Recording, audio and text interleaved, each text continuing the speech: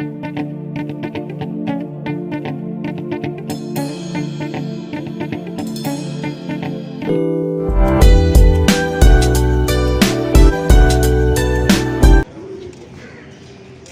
अल्लाह के नाम से जो नहायत मेहरबान रहम करने वाला। अस्सलाम वालेकुम नाज़रीन, आप देख रहे हैं मेरा यूट्यूब चैनल और मेरा नाम है मोहम्मद हारून। सबसे पहले आपसे दरख्वास्त करूंगा कि वीडियो को लाइक करें, शेयर करें और चैनल को सब्सक्राइब करें। आज जिस केस के ऊपर मैंने बात करनी है वो बड़ा ही अहम केस है और इस हवाले से जो है गुज़िश्ता 1.5 माह से काफी ज्यादा चर्चा जो है वो होती रही है। मैं बात कर रहा हूं Khalilur Rahman honey trap case की। इस केस में एक खातून और 9 दीगर मुल्जिमान थे, जबकि 4 मुल्जिमान दीगर उसमें शामिल किए गए, तो तकरीबन ये 14 के करीब मुल्जिमान जो हैं वो बनते हैं। और ये तमाम के तमाम इश्तिहारी, डकैत, पुलिस मुकाबलों के इश्तिहारी, मतलब एक खौफनाक तरीन गैंग जो है वो सामने आया था। हसन शाह इस गैंग का जो है वो सरगना बताया गया और जो आमना अरूज मरकजी मुल्जिमा थी जिसने खलीलुर रहमान कमर को हनी ट्रैप किया था, वो इस गैंग का एक हिस्सा थी। लेकिन वो मानने से इंकारी है आज के दिन तक कि मेरा इस गैंग से कोई ताल्लुक है। वो कहती मेरा सिर्फ किसी हद तक हसन शाह से ताल्लुक था, हसन शाह मेरा भाई बना हुआ था और इससे ज्यादा मेरा इससे कोई ताल्लुक नहीं था और मैंने तो हनी ट्रैप किया ही नहीं। बहर कहती है एक अलग बहस अभी तक चल रही है और मुल्जिमा अभी तक जेल में। लेकिन मुल्जिमा जिन दिनों जिस्मानी रिमांड पर पुलिस के पास थी, उन दिनों इसके साथ बहुत ही अजीबोगरीब जो है वो मामलात होते रहे।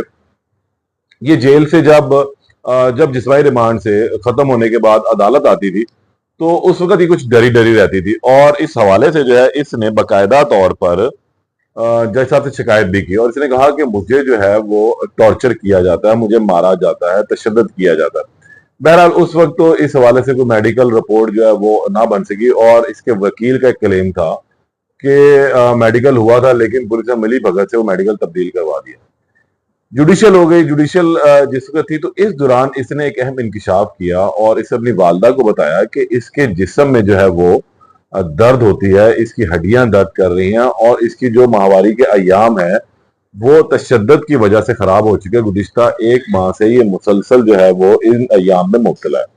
ये बड़ी खौफनाक सूरत हाल थी, एक जवान लड़की के साथ इस तरह का वक़ुआ हो जाना और दौरान तफ्तीश या जिस्मानी रिमांड के दौरान उसको तशद्दुद का निशाना बनाना। कस्टोडियल डेथ एक्ट 2022 की जो है सरीहन खिलाफ वर्जी भी थी।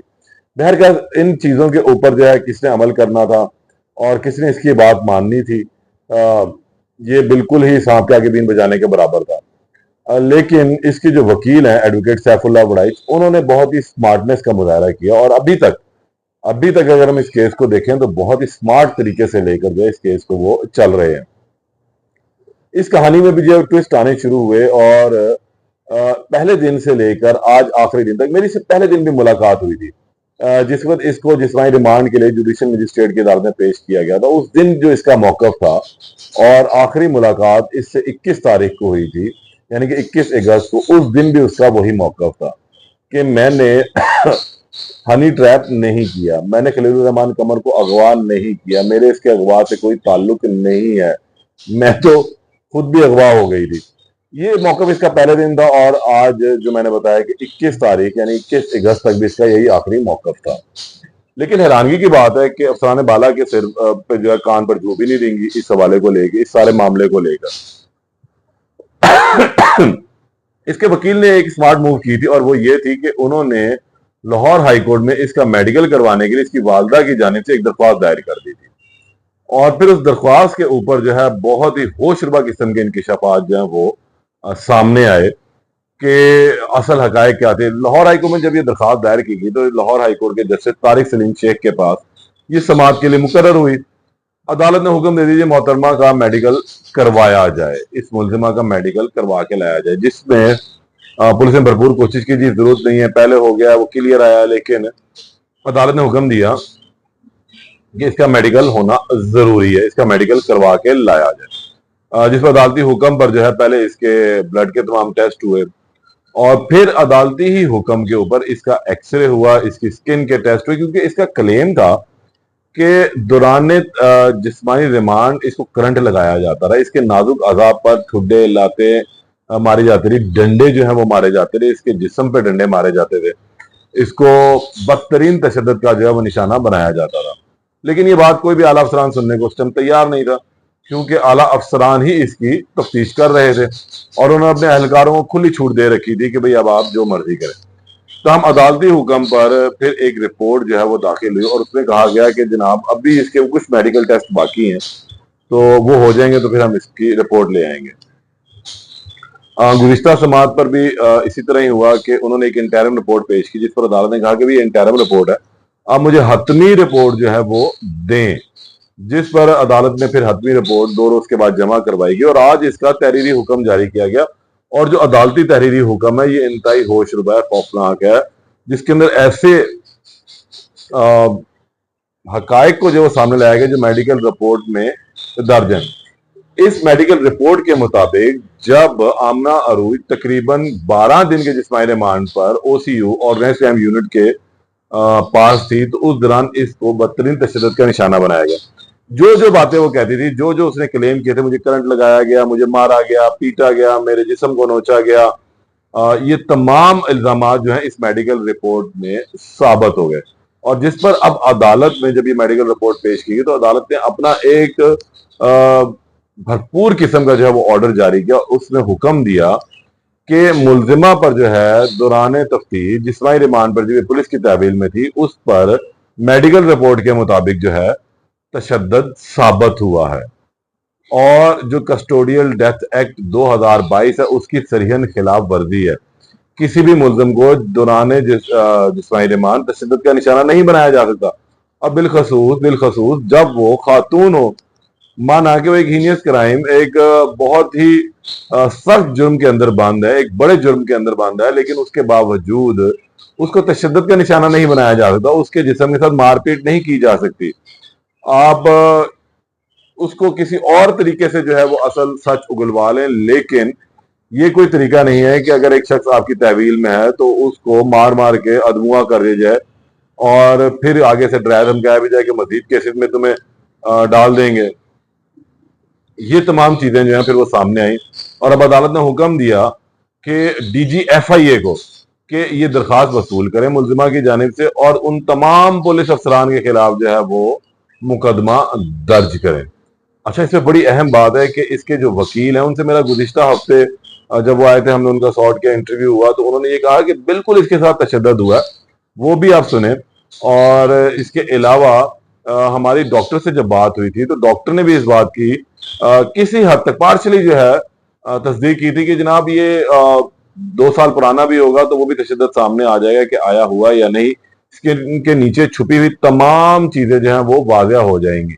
और तमाम ब्लड के टेस्ट हुए हैं और जहाँ जहाँ रिक्वायर्ड एक्सरे था, जहाँ पे उसने पॉइंट आउट किया कि मुझे यहाँ इंजर किया गया, तो ये देखने के लिए कि बोन पे कोई इसके लिए एक्सरे अभी मतलब होने फ्रैक्चर नहीं है, ठीक है। और अब उनका क्लेम था दूसरा इलेक्ट्रिक शॉक का, वो तो एविडेंट नहीं है रिपोर्ट में अभी तक। तो उसके ऊपर वाज़ेह हो जाता है कि हर चीज वाज़ेह हो जाएगी। हाँ, बिल्कुल वाज़ेह हो जाती है कि स्किन के नीचे कितने दिन पुरानी है ये भी वाज़ेह हो जाएगा, ये भी वाज़ेह हो जाता है। हाँ बिल्कुल, ये काफी जो ये क्लेम करती थी कि जी मुझे इलेक्ट्रिक शॉक नहीं तो आया, वो भी वाज़ेह हो सकते हैं। हाँ, बिल्कुल वाज़ेह हो सकते हैं, लेकिन अभी तक रिपोर्ट में ऐसा कुछ नहीं से उसको ब्लीडिंग हो रही है क्योंकि इमरान किशोर DIG साहब ने अपने पास बुला के रस्सियों के साथ चारपाई पे बिठा के तो चारपाई के साथ बांध के तो पेट पे डंडे मारे थे, जिससे फिर उसको इंटेस्टाइन्स जख्मी हो गई, तो ब्लीडिंग आज तक खत्म नहीं हुई। इसीलिए मैंने रेट इसीलिए फाइल की थी कि इसी तरह हुआ कि अब जब मेडिकल रिपोर्ट आई है तो उसने तमाम के तमाम जो फटे उखेड़ दिए हैं, पुलिस की धौड़े लगनी है। पुलिस अब कहेगी कि जनाब हम किसी भी तरह या तो सुलह कर लें या इसको मजीद प्रेशराइज करेंगे कि किसी और मुकदमे में डालने के हवाले से कि भाई तुम अपनी दरखास्त ना दो, अपनी दरखास्त वापस लो। लेकिन अब यह है कि जो एक्ट पुलिस ने किया वो तो बहरकैफ गलत किया है। सरीहन उनको ये नहीं करना चाहिए था कि दौरान तफ्तीश उसको जिस्मानी तशद्दुद का निशाना ना बनाते। इसका ही क्लेम था कि मुझे ज़हनी तशद्दुद का निशाना बनाया, मुझे जिस्मानी तशद्दुद का निशाना बनाया, मुझे करंट लगाते रहे और DIG जो है वो खुद इसके अंदर मुलव्वस थे, ये उनका इल्ज़ाम था।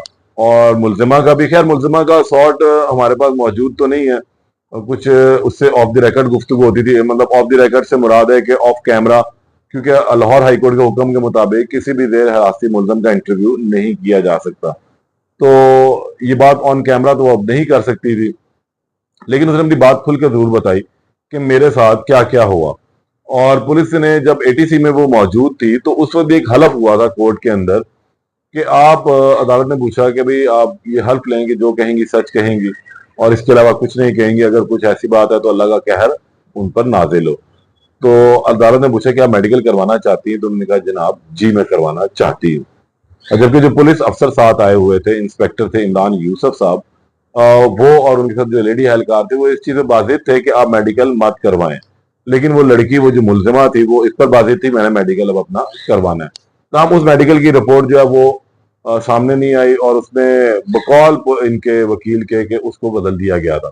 अब जो मेडिकल रिपोर्ट सामने आई, अदालत ने हुक्म दे दिया डीजी एफआईए को कि इन तमाम पुलिस अफसरान या एहलकारों के खिलाफ जिन जिन को नामजद करती हैं उसके खिलाफ मुकदमा दर्ज करें, तफ्तीश करें और महकमाना कार्रवाई जो अमल में लाई जाए।